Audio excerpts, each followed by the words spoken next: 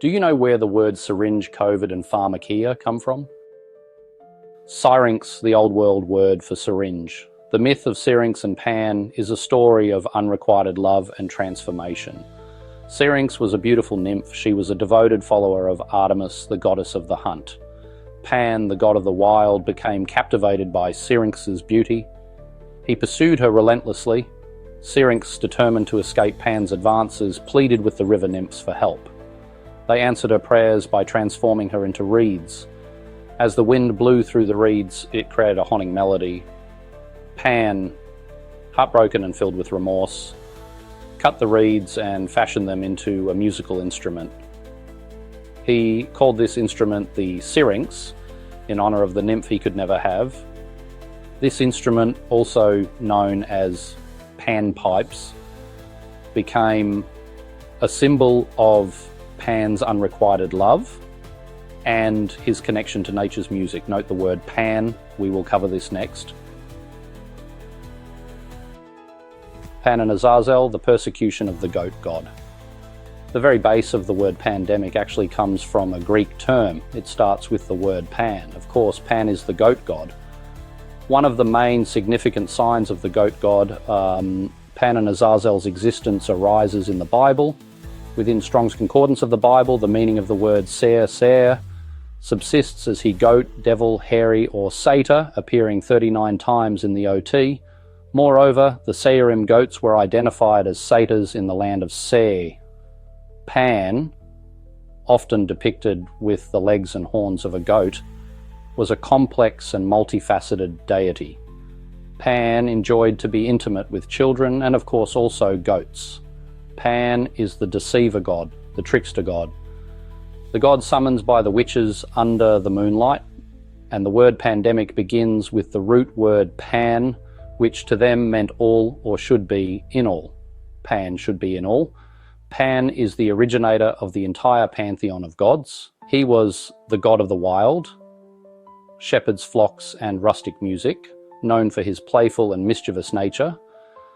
Pan was also a master of trickery.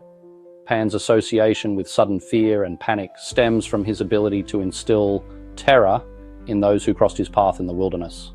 His presence was believed to cause a sense of unease and dread, leading to irrational behavior. This aspect of Pan's character highlights the duality of his nature. He was both a benevolent protector of nature and a force of chaos and disruption. This duality has made him a figure of enduring fascination in mythology and beyond. Pandemic, Pan, demos, all. What should be an all? Demos is the people. It also sort of rhymes with demons, which is what Pan was. The head, he should be in all the people. Pandemic, Pan, the trickster. Now, speaking of Pan, what you might find of interest as well is that this is where Pan was the most heavily worshipped, right at the base of Mount Hermon, which is on the border between Israel and Syria. In fact, it's dangerously on the border. The word pandemic has its roots in ancient Greek. It is derived from the words pan, all, and demos, people. This etymology reflects the widespread impact of pandemics affecting entire populations. While the word pandemic might seem to directly relate to the god Pan, the connection is more nuanced. It is not that Pan himself causes pandemics. Rather, the word's origin reflects the all-encompassing and often chaotic nature of these events. Pandemics, like the god Pan, can evoke fear and uncertainty. They remind us of the unpredictable and often uncontrollable forces that shape our world.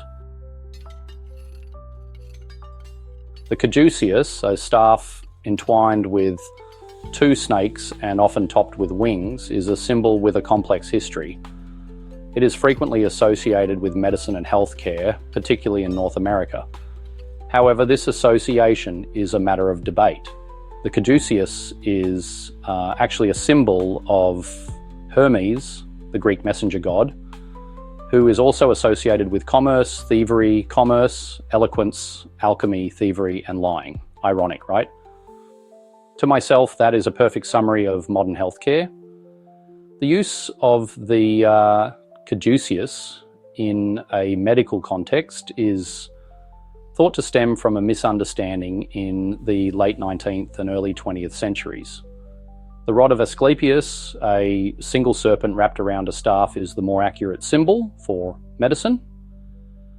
Asclepius was the Greek god of healing and medicine.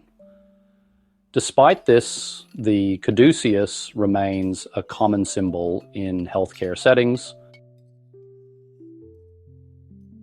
Hermes in Greek mythology and his Roman counterpart Mercury were both messengers of the gods. They were known for their speed, agility, and ability to move between the realms of the mortal and divine. Both gods were also associated with trickery, commerce, and eloquence. Hermes, often depicted with winged sandals and a winged hat, was a protector of travelers, merchants, and thieves. He was also a psychopomp, responsible for guiding souls to the underworld. Mercury, sharing many of Hermes's attributes, was also associated with good fortune and prosperity. His image adorned places of commerce and trade. Pharmacia, an ancient Greek term, is the root word for pharmacy. The Greek word translated as witchcraft is pharmacia, whence we derive the word pharmacy. Pharmacia describes sorcery, magic, and magic arts. It includes the use of drugs of any kind for magical effect. Garland, 2004 B75. However, its original meaning encompassed a wider range of practices, including the use of drugs, potions, and spells for both healing and harmful purposes. Pharmacia was closely linked to the worship of deities like Hecate and Pan, who were associated with magic in the underworld. The use of hallucinogenic substances and other rituals were believed to facilitate communication with the divine and harness supernatural powers. While the term pharmacia has evolved over time, its connection to the manipulation of substances for various purposes remains relevant today. From traditional medicine to modern pharmacology, the legacy of pharmacia can be seen in the ways we seek to understand and control the natural world. Myths have captivated humanity for centuries. These ancient stories, passed down through generations, offer insights into the human condition. They explore themes of love, loss, heroism, betrayal, and the eternal struggle between good and evil. The myth of Syrinx and Pan, for example, speaks to the enduring power of nature and the consequences of unchecked desire. It reminds us that even gods are subject to the whims of fate and the transformative power of love and loss. Myths serve as a bridge to the past, connecting us to the beliefs and values of our ancestors. They provide a framework for understanding the world around us and our place within it. Most interesting topic worth the study: know your enemy.